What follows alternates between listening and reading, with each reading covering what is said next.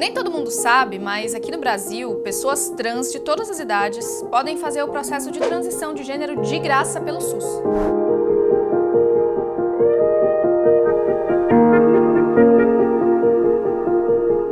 Oiê, eu sou Carol Prado, jornalista do G1, e só em São Paulo, em janeiro de 2023, 380 pessoas foram atendidas gratuitamente pelo Hospital das Clínicas da USP em processos de transição de gênero. A maioria delas, crianças e adolescentes. A transição de gênero é feita por pessoas que nascem com um determinado sexo biológico, mas se identificam com outro. Ela pode acontecer de várias formas, é um processo complexo que leva tempo e que tem que acontecer com acompanhamento médico, isso é fundamental. Agora, se for feita da forma adequada, essa transição pode melhorar muito e até salvar a vida de alguém que não se sente confortável com o próprio corpo.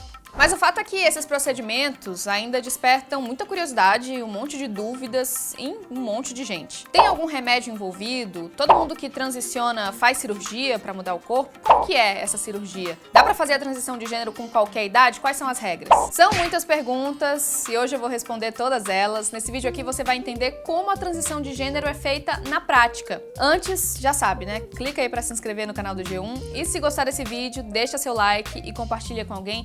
Essas informações podem mudar a vida de alguém que você conhece.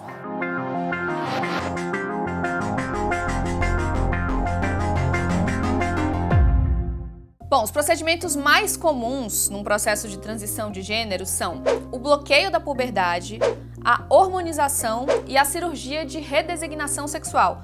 Calma que eu vou explicar melhor sobre cada um deles. Quando a gente fala de crianças e adolescentes que se identificam como trans, tá bem enganado quem pensa que eles já começam tomando hormônio desde cedo para fazer a transição. O tratamento receitado nesses casos, na verdade, é o bloqueio da puberdade ou bloqueio hormonal. É um medicamento que impede temporariamente que a pessoa entre na puberdade e desenvolva ali características físicas com as quais ela não se identifica. Por exemplo, nos meninos trans, ou seja, os que nasceram com o sexo biológico feminino, mas se identificam com o masculino, esse remédio impede, entre outras coisas, o início da menstruação, o crescimento das mamas. Já nas meninas trans, que nasceram com o sexo biológico masculino, mas se identificam com o feminino, os pelos do rosto deixam de crescer, a voz não engrossa e por aí vai. A idade para receber esse bloqueador varia a depender do paciente, mas geralmente é entre os 9 e os 14 anos. E esse é um tratamento reversível, ou seja, se a pessoa para de tomar o remédio, a puberdade volta a acontecer e são desenvolvidas essas características físicas que eu falei. O que acontece depois é o tratamento de hormonização.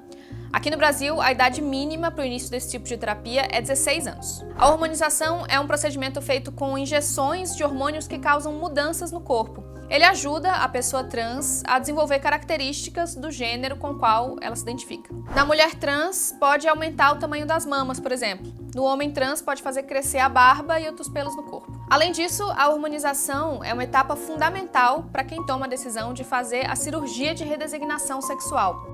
Essa é a última etapa de uma transição de gênero, mas daqui a pouco você vai ver que nem sempre ela é necessária. Uma informação importante aqui: pela lei brasileira, essa cirurgia só pode ser feita em adultos acima dos 18 anos.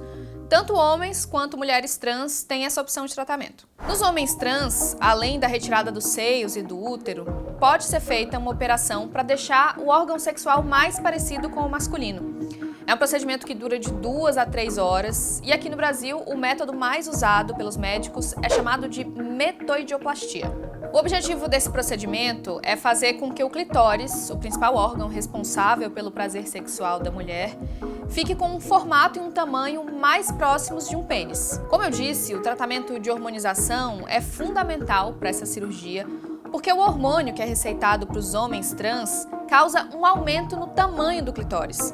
Com isso, os médicos conseguem descolar esse clitóris já aumentado da estrutura da vagina e ele então é projetado para frente e fica numa posição que lembra mais a de um pênis. Como o clitóris e o pênis são órgãos que têm desenvolvimento parecido, o pênis de alguém que passou por essa cirurgia é capaz de ter ereção e prazer sexual. Os médicos também podem modificar a uretra para que a pessoa faça xixi como qualquer homem. E geralmente são usadas próteses e a pele dos lábios da vagina para criar uma estrutura parecida com a dos testículos. Já a cirurgia nas mulheres trans segue a mesma lógica e usa os nervos sensoriais do pênis para criar um novo clitóris. A pele que reveste o pênis se transforma nos lábios e em outras estruturas da vagina, e o sistema urinário é remodelado para que a mulher trans faça xixi normalmente. Da mesma forma, quem passa por essa cirurgia é capaz de fazer sexo com penetração e sentir prazer sexual, já que os nervos da excitação são mantidos. O processo todo dura entre 5 e 6 horas. É claro que fazer ou não essa cirurgia é uma decisão muito importante que tem que ser tomada com muita cautela e nunca é de uma hora para outra. A pessoa não pode simplesmente chegar e operar. Ela só faz a redesignação sexual depois de um acompanhamento bem longo, tanto médico quanto psicológico, para ter certeza de que essa é mesmo a opção mais adequada. Sim, porque ao contrário do que muita gente pensa, algumas pessoas transexuais vivem muito bem com os órgãos genitais de nascimento, mesmo se identificando com outro gênero. O Dr. José Carlos Martins, que é especialista em redesignação de mulheres trans, explicou melhor sobre isso. Doutor, para quem exatamente é indicada a cirurgia de redesignação? Essas pacientes, elas precisam ter uma disforia de gênero. O que é a disforia? Ela não é uma doença, mas ela é um estresse, ela é um mal-estar, ela é uma tristeza que a paciente sente quando ela percebe que a maneira como ela se entende não é a maneira como foi designada a ela ao nascimento. Essa disforia ela pode ser localizada. Eu posso ter uma paciente com uma disforia facial, quando ela se olha no espelho e não se enxerga como uma mulher, e ela vai para uma cirurgia facial. Ela pode ter uma disforia corporal, querendo um prótese-mama ou uma lipoescultura, uma lipoaspiração, ou ela pode ter uma disforia genital, onde ela não reconhece, não aceita seu órgão genital.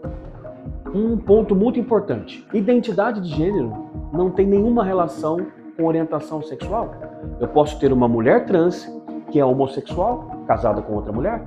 Eu posso ter uma mulher trans heterossexual, bissexual. Então aquela ideia de que o sonho de uma mulher trans é fazer a cirurgia de redesignação sexual, isso está errado. Mais de 95% da população de mulheres trans são felizes com o seu órgão genital. Então, para ser uma mulher trans, primeiro, ela não precisa de cirurgia. O simples fato dela se entender como uma mulher trans, isso já é o suficiente. Para aquelas que têm a disforia, nós vamos indicar a cirurgia certa, no momento certo, para a paciente certa. Olha, isso que o doutor falou sobre identidade de gênero ser bem diferente de orientação sexual, eu já expliquei aqui em outro vídeo. Aproveita e dá uma olhadinha lá para nunca mais falar besteira sobre isso. Inclusive, o próprio termo transgênero é o que se chama de termo guarda-chuva. Ele não inclui só as pessoas que fazem a transição, mas sim qualquer variedade de gênero, transexuais, travestis e também as pessoas com gênero fluido e as que não se identificam nem com o feminino nem com o masculino. Por isso que a gente nunca pode fazer generalizações quando for falar desse assunto, porque cada pessoa tem uma relação diferente com o próprio corpo e nem sempre o tratamento que vai funcionar para uma vai funcionar para outra. Beleza, então? Se você acha que essas informações vão ser úteis para alguém que você conhece, não pensa duas vezes, compartilha esse vídeo com essa pessoa. E não esquece de clicar para se inscrever aqui no canal do G1 e ativar o sininho para saber quando tem vídeo novo.